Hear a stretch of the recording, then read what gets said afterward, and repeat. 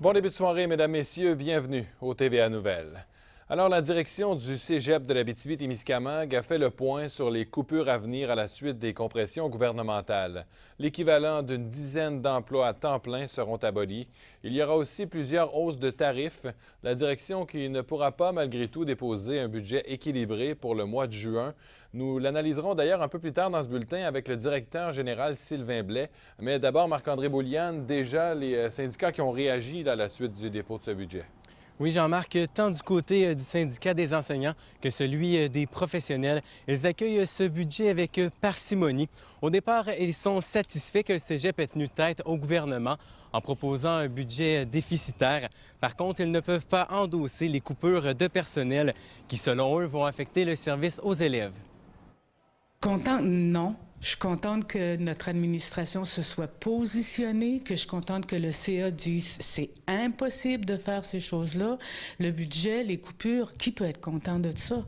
On est content de l'ouverture du conseil d'administration par rapport à la proposition du budget déficitaire.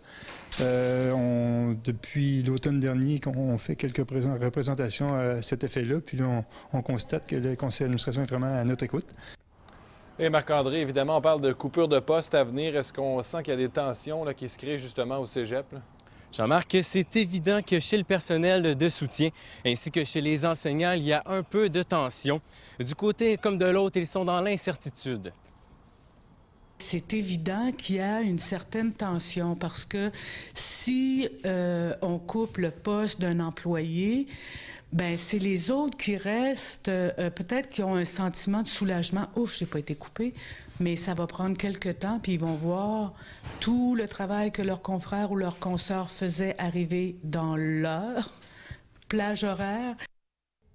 Alors Jean-Marc, c'est une nouvelle qui vient mal terminer l'année scolaire pour certains, pour ceux qui auront une charge de travail plus élevée, mais aussi surtout pour ceux qui perdront leur emploi.